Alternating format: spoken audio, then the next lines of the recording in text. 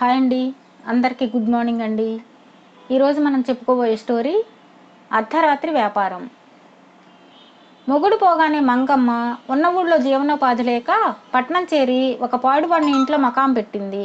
ఆమె బాగా ఆలోచించి బూరెలు గారెలు అమ్మి పొట్ట పోసుకోవాలని నిర్ణయించుకున్నది. అందుకని ఆమె ఉన్న కొద్ది డబ్బుతో అవసరమైన వస్తువులన్నీ తెచ్చుకొని చీకటి పడగానే నడుం వాల్చింది. ఆమె ఉద్దేశం వేకువజామునే లేచి గారెలు బూరెలు చేసి వెలుగు రాగానే వీధి అరుగు మీద కూర్చొని వాటిని అమ్ముకోవాలని.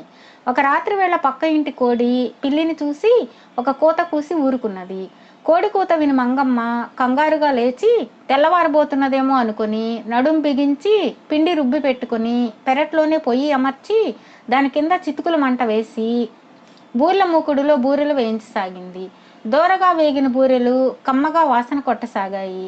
ఏమమ్మాయి, కొత్తగా మొదలు పెట్టినట్టున్నావే వ్యాపారం అంటూ ఒక ముసలి మనిషి అక్కడికి వచ్చాడు.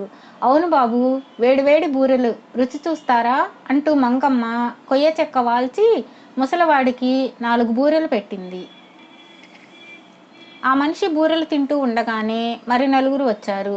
అందరూ కలిసి బూరెలన్నీ తినేశారు. గారెలు వేసే ముందు మరి నలుగురు వచ్చారు. అందరూ కలిసి గారెలన్నీ తినేసి, మంచి వ్యాపారం మొదలు పెట్టావమ్మా, రోజు ఇలాగే గారెలు బూరెలు వెయ్యి. రోజు ఈ వేళకు నిద్ర పట్టక అవస్థ పడుతూ ఉంటాము, ఏదో కాలక్షేపంగా తిని వెళుతూ ఉంటాం అన్నారు.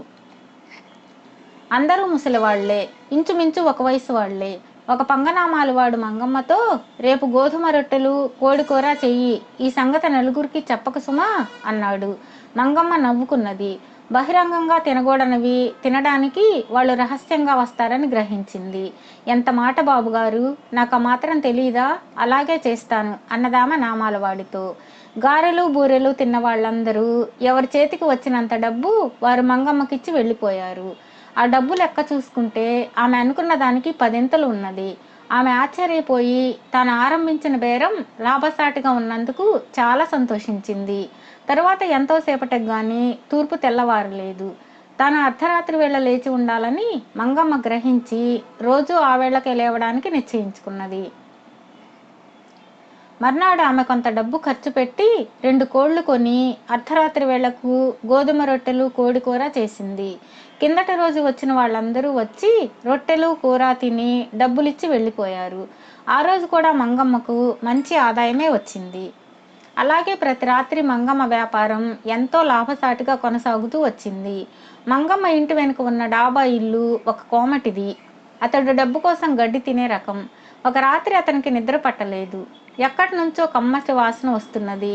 అది ఎక్కడి నుండి వస్తున్నదో చూడ్డానికి తన ఇంటి డాబా మీదకి వెళ్ళాడు. పక్క పెరడులో మంగమ్మ ఒంటరిగా కూర్చుని పొయ్యి మీద కోడికూర వండుతూ కనిపించింది. కోమటి కుతూహలంగా చూస్తూ ఉన్నాడు.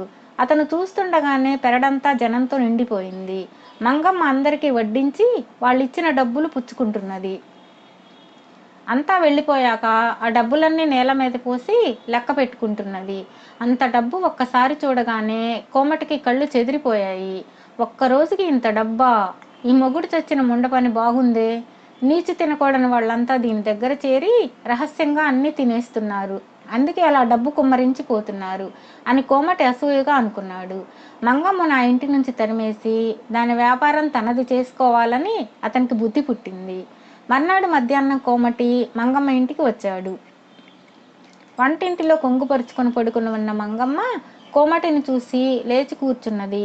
కోమటి వస్తూనే, పాపం నువ్వు చూస్తే నిక్షేపంలా ఉన్నావు, నీకిదేం కర్మ అన్నాడు జాలి పడుతున్నట్లుగా.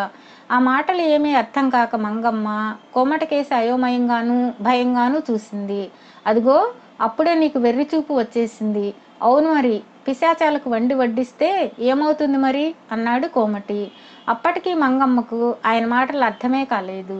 నీ మొహం చూస్తేనే తెలిసిపోతున్నది, పిశాచాల గాలి నీకు సోకింది. అర్ధరాత్రి వచ్చే వాళ్లకు నువ్వు కోరినవి వండి పెట్టడం లేదు అన్నాడు కోమటి.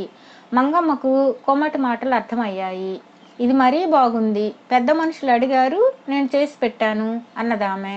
నీ చేత ఇలాగే అన్నీ చేయించుకుని తిని చివరికి ఆ పిశాచాలు నిన్నే కాల్చుకుని తినేస్తాయి, ఏదో నీ మంచి కోరి చెప్పాను అన్నాడు కోమటి. మంగమ్మ ఆ మాట విని కెవ్వుమని, అర్ధరాత్రి వచ్చేది పిశాచాలా అని నమ్మలేనట్లుగా అడిగింది. ఇంకా సందేహమా? ఇంతకు ముందు ఈ ఇంట్లో ఉండిన ముసలిదాన్ని చివరకు పిశాచేలేగా కాల్చుకు తినేసింది. ముందే జాగ్రత్త పడి నువ్వెక్కడికైనా పారిపో అని కోమటి మంగమ్మను హడలెత్తించేశాడు.